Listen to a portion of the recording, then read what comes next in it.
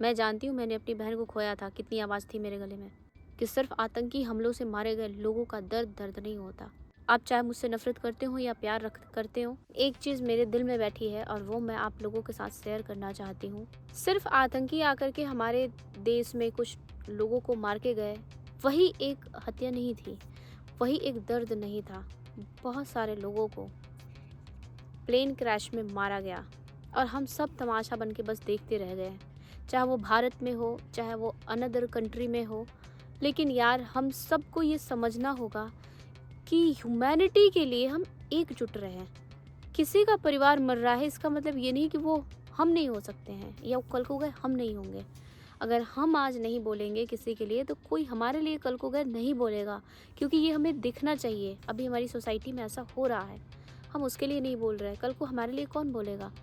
जिस plane crash में वो लोग थे, उसमें मैं भी हो सकती थी, आप भी हो सकते थे, हम में से कोई भी हो सकता था, और फिर हमारी फैमिली की वो हालत होती जो आज उनकी फैमिली की है। मेरी पूरी संवेदना है उनकी फैमिली के साथ में, और इस चीज़ को मैं बिल्कुल एक्सेप्ट नहीं करती हूँ कि पायलट जो उस क्रैश में मर गए, उनको ब्लेम कर दो कि they switch off the engine, और इस तरह की ब्लेम लगाना छी। मतलब कितनी घिनौनी बात है। बोइंग कंपनी अपने आप को चाहे जितना भी साफ सुथरा साबित करने की कोशिश करे, हम सब के मन में स्ट्रांगली एक बिलीव होना चाहिए कि उन सबको मारा गया है।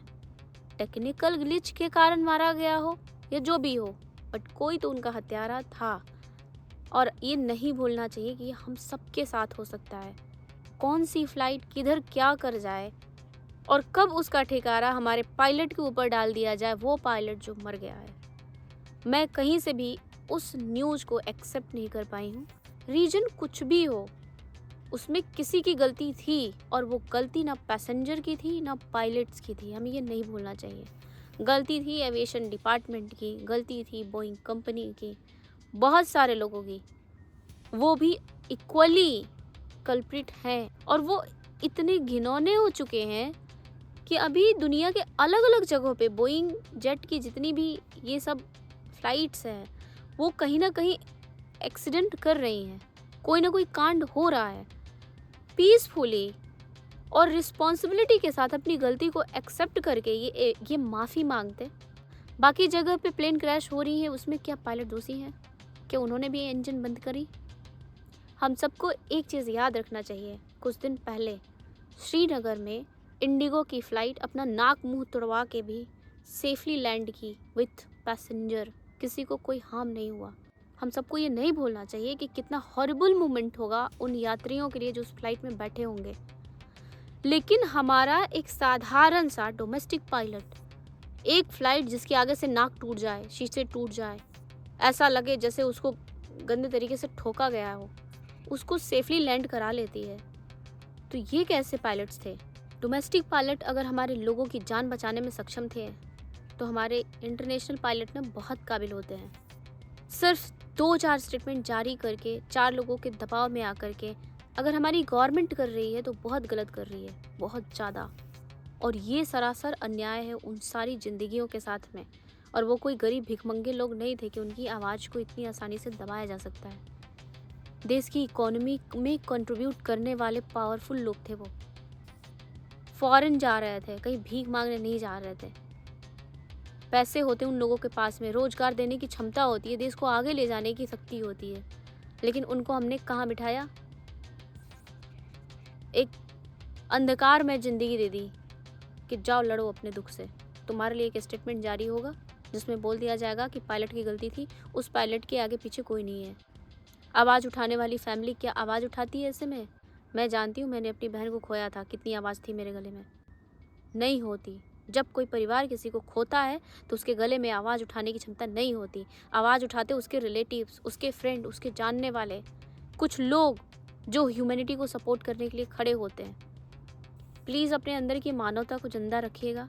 आप चाहे मुझसे नफरत करते हो या प्यार करते हो, क्योंकि हम सबको ये नहीं भूलना चाहिए कि जो उनके साथ हो रहा है वो हमारे साथ भी कभी हो सकता है। तब हमारी कोई वॉइस नहीं बनेगा। मैं ये बात बहुत दिनों से बोलना चाह रही थी, लेकिन आज बोल पाई हूँ, क्योंकि शायद इतना समय नहीं होता है लाइफ में। लेकिन कुछ चीज़ें बहुत ज़रूरी होती हैं आप सबके साथ शेयर करना।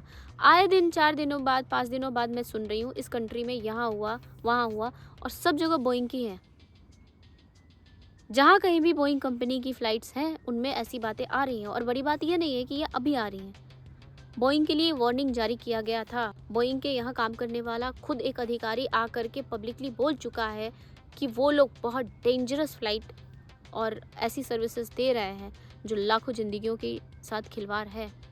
उसको निकाल दिया गया, उसके साथ थ्रेट दी गई। पता नहीं ये सब इन्फॉर्मेशन आप लोगों के पास है कि नहीं है, लेकिन अगर चाहिए होगी तो मैं इस पर एक डेडिकेटेड वीडियो बना दूंगी। मुझे लगता है कि बहुत सारी चीज़ें अवेलेबल हैं सोशल प्लेटफॉर्म पे, आप लोग इसको पढ़ सकते हो, देख सकते हो। लेकिन प्लीज़ यार, भूलो मत कि सिर्फ आतंकी हमलों से मारे गए लोगों का दर्द नहीं होता।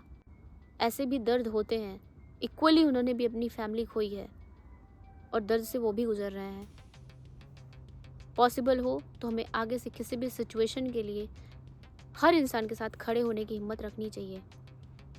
हर मुसीबत से लड़के, हर बड़ी पावरफुल फेस से लड़के। आप सब खुश रहो, जहाँ कहीं भी रहो, इंजॉय करो।